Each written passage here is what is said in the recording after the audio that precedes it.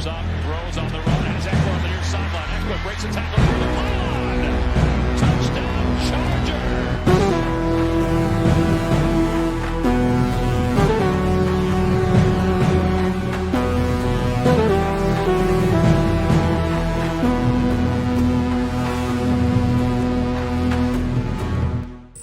Yoda brothers, what's up? It's the director. Chargers fans, NFL fans, Hard Knocks Los Angeles episode 4 has just wrapped up. I just got done watching it myself, and I gotta say, this was probably my favorite episode of the season so far. Will probably end up being my favorite episode of the series this year. Absolutely powerful episode with a lot of underlying emotions and very important messages. There's a lot of stuff that's very exciting about Chargers football, as well as some cool stuff about the Rams too, but Chargers football, some cool stuff to see behind the scenes of Justin Herbert, Austin Eckler, and more. So that's what we have to cover in today's video. Before we get started, guys, hit us up with a like and sub. If you do enjoy this content, the small amount of time you guys take to hit the like, sub, and bell notification helps me out a lot. Let's get into this video. Lights, camera, action.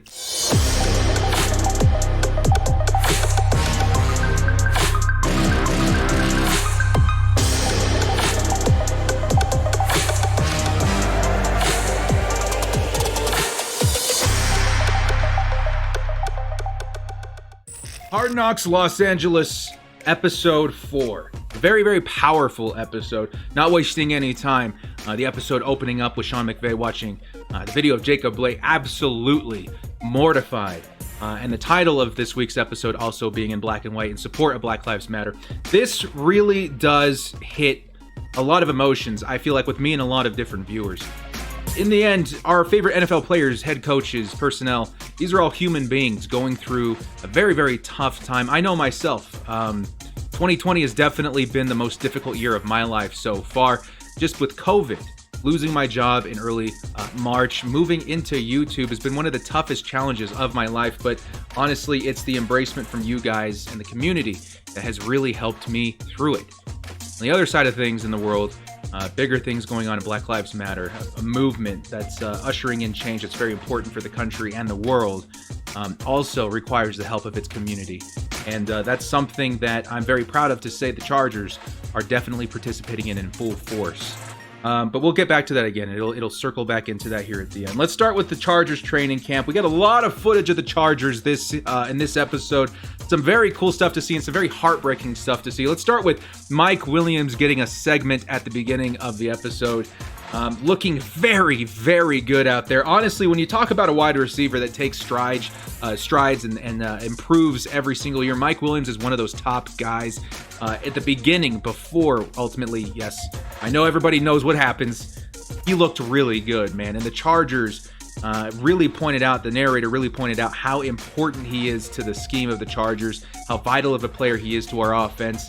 And he looked really good up until the point in a diving grab, he tried to bring it in and ended up hurting what looked like his shoulder/collarbone. And ultimately, they did say that it was a shoulder sprain, but a very tough moment for Chargers fans to watch. Watching Mike Williams limp off to the sideline, obviously wincing in pain. That sucked, man.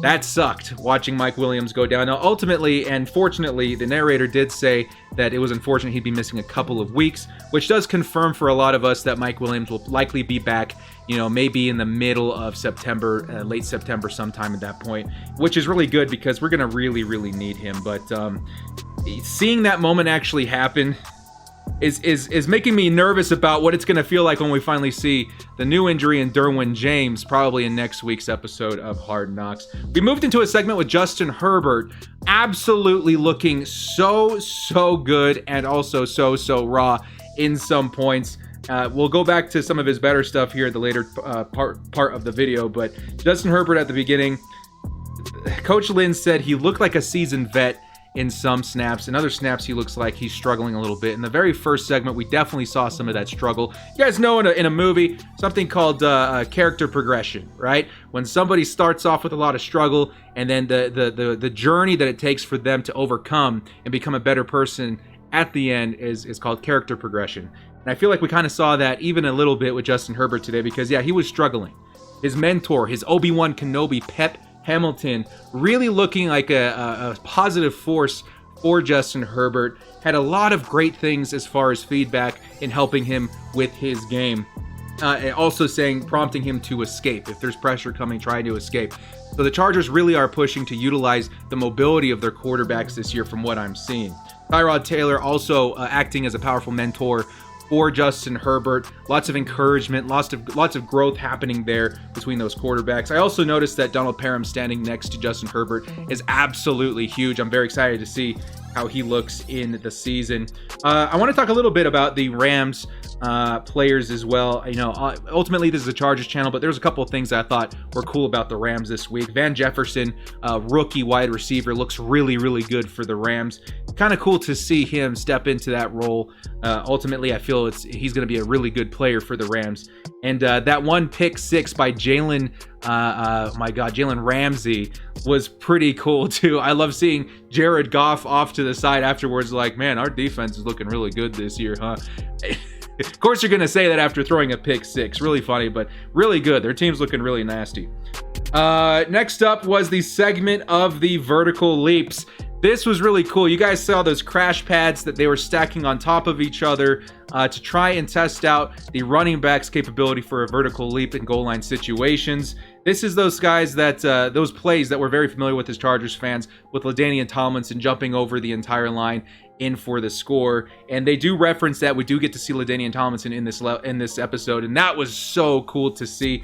Side by side, LT jumping over the line, and then next thing we see is Joshua Kelly, Justin Jackson, Austin Eckler. And speaking of Austin Eckler, the man stacked up 5 crash pads and was able to, those crash pads were taller than him with his helmet and cleats on. He still cleared it. That shows me that he's got the capability and the trust to get handed the ball on those goal line situations and absolutely jump over everybody. That was super impressive to see. Another cool thing to see was some of the veterans taking the rookies under their wing. Linval Joseph and I think his name is Braden Feoko, really working hard together and trying to improve his game. Undrafted rookie coming into the season with the Chargers at defensive tackle. This is where something hit home for me very hard, actually. Braden Feoko is of Samoan descent, Polynesian descent. And if you guys didn't know, the reason my name is Kiwi Filmmaker is because I do have some what's called Maori heritage in my bloodline. And very, very proud of that. And to see, the Polynesian culture being embraced by the Chargers, especially when they had Braden Feoko come in and perform the haka for the rest of his teammates. That was really cool, man. I about teared up. He coming in there with the kamate. I was like, dudes, there's a football team out here called Brigham Young University, and they usually start their games out with the haka because there's such a strong Polynesian culture out here. And to see that with the Chargers was a very powerful moment for me, man. So cool to see. Braden looks like a hell of a guy, and it's really cool to see Linval taking him under his wing. And he looks really good for an undrafted rookie. I'm really hoping he makes the team and makes an impact for the Chargers later on. After that, we got to see a really cool segment of Justin Herbert. Again, like I talked about, that character progression. He started out with a little bit of struggle and then ended up looking really, really good. There's some tape of him avoiding pressure, stepping back in, repositioning, and absolutely slinging an absolute monster ball out for a touchdown, man. That was... You're starting to see why the Chargers picked Justin Herbert 6 overall. Very, very, very cool. The guy has some zing. The guy has probably one of the craziest arms I've seen on the Chargers, maybe ever.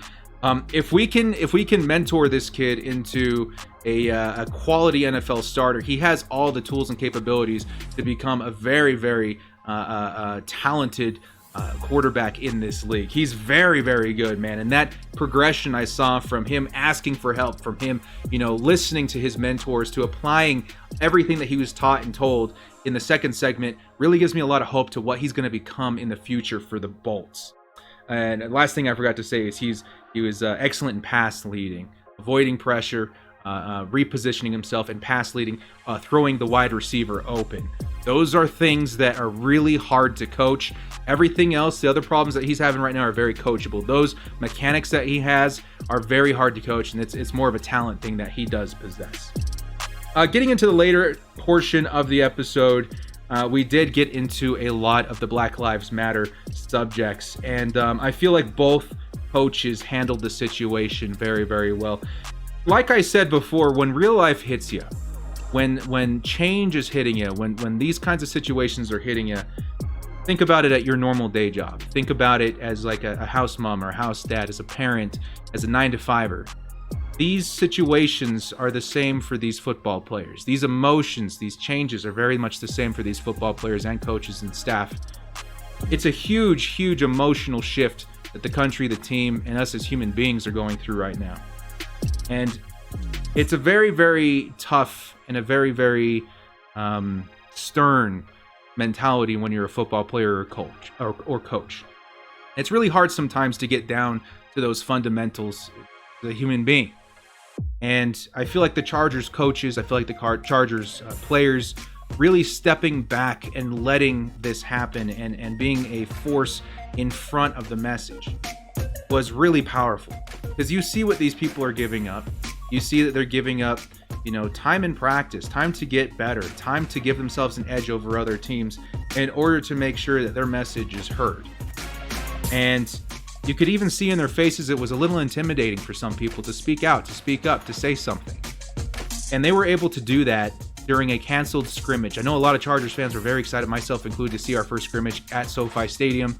They decided to instead take a step back and have a conversation. And a couple of days ago, my perspective of that conversation was Anthony Lynn coming out and saying, we had a conversation. And a couple of players getting to speak up and say what they feel about the Jacob Blake situation. What we didn't get to see a couple of days ago was an actual look inside the locker room.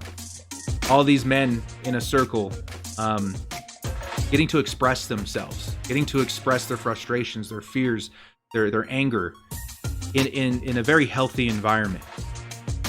Getting to see that perspective of a locker room, getting to see that perspective of brotherhood, of camaraderie, was so powerful for me.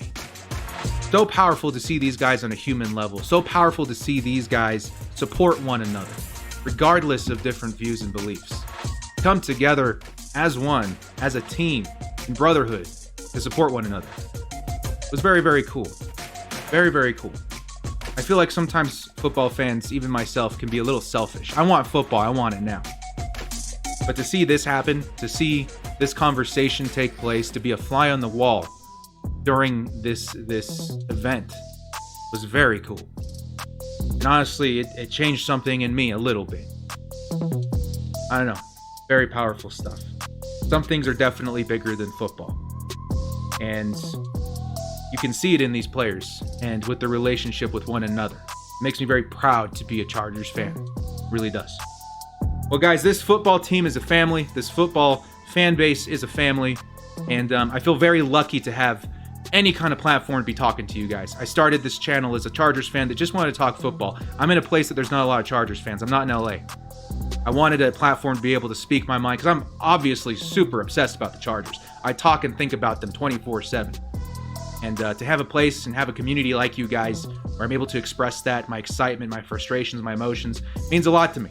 So I really thank you guys for that. And I'm very excited to get into episode 5 to further see how much this change is happening in the NFL, to further see how much this football team is coming together as a family, and to further see how much all this hard work is going to pay off in the 2020 season. Guys, thank you so much for joining me. This has been The Director. We'll see you next time. As always, bolt up and stay frosty.